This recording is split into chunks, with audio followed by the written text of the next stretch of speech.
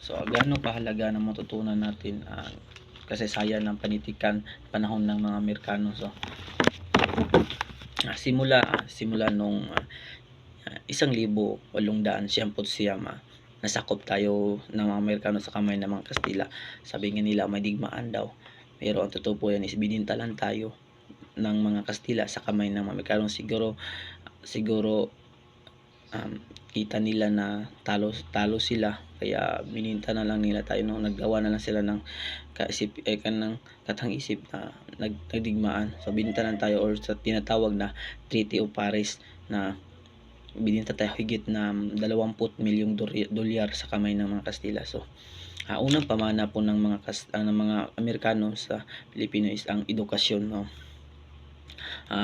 Naibsan ang paghahanap ng kalayaan ng mga Pilipino sa pagdating ng mga isang pangkat ng mga gurong Amerikano, no, o tinatawag na Thomasites, no.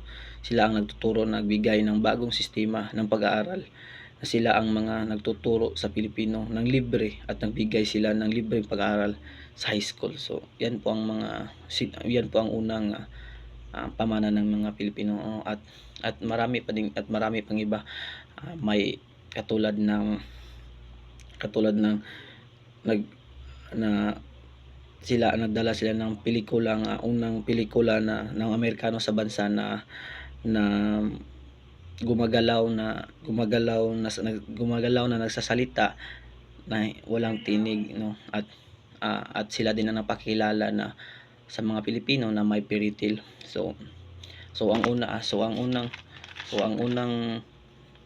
formal na pelikula ng bansa is yung buhay ni Rizal at ang mga nobela nito. So may isa ding na pelikulang Hollywood na ginawa sa bansa, at ito po ang Zamboanga, na may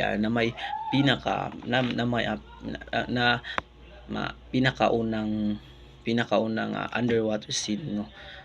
Kaya yun lang po.